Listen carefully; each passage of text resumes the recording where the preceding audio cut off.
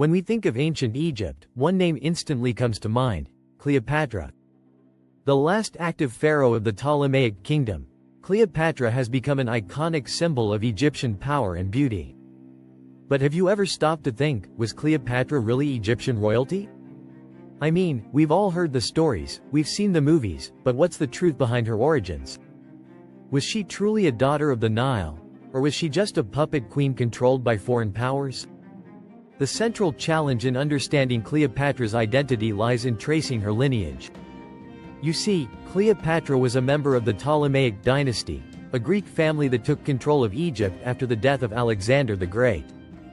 This means that Cleopatra's ancestors were not Egyptian natives, but rather Macedonian Greeks who had been transplanted to Egypt. But here's the thing, just because Cleopatra's family was of Greek origin doesn't necessarily mean she wasn't an Egyptian at heart. I mean, can you be Egyptian without being ethnically Egyptian? The implications of Cleopatra's ancestry are huge, because if she wasn't truly Egyptian, does that diminish her legacy as a ruler of Egypt? I think this is where things get really interesting, because Cleopatra's identity is not just about her family tree, it's about how she chose to present herself to the world. You see, despite being Greek, Cleopatra made a conscious effort to embody Egyptian culture and traditions. She took on the symbols and rituals of the ancient Egyptians, presenting herself as a living embodiment of the gods.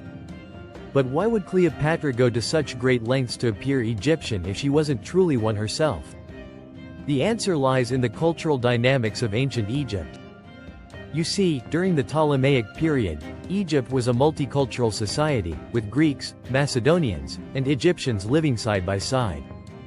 And yet, despite this diversity, the Egyptians still clung to their ancient traditions and customs. Cleopatra recognized the power of these symbols, and she used them to build a sense of legitimacy and authority in the eyes of her people. To understand Cleopatra, we need to look at the historical context in which she lived. Her family, the Ptolemies, were a Greek dynasty that had ruled Egypt for over 300 years. They had established a capital in Alexandria, a city that was a fusion of Greek and Egyptian cultures. It was in this melting pot of cultures that Cleopatra grew up, surrounded by the symbols and traditions of ancient Egypt. And it was this cultural dynamic that shaped her identity as a ruler. Cleopatra's family origins are fascinating, but they're only half the story. You see, despite being Greek, Cleopatra was married to her brother Ptolemy XIII, and later to Mark Antony, a Roman general. These alliances were crucial in maintaining Egypt's independence from Rome, and Cleopatra's ability to navigate these complex relationships was a testament to her political skill. But they also highlight the complexity of her identity, a woman who embodied both Greek and Egyptian cultures, while being tied to Roman power. At the heart of Cleopatra's identity is this paradox. She was both Greek and Egyptian, a fusion of cultures that was unique to her time.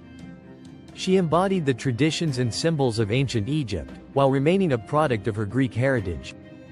This duality is what makes Cleopatra so fascinating, a woman who defied categorization and embodied the complexities of her time.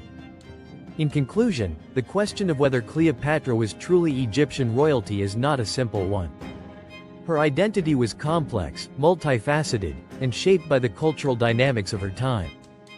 She was both Greek and Egyptian, a woman who embodied the traditions of ancient Egypt while remaining a product of her own cultural heritage. So, what do you think? Was Cleopatra truly Egyptian royalty, or was she just a queen in name? Leave your thoughts in the comments below, and don't forget to check out our next video on the fascinating history of ancient Egypt.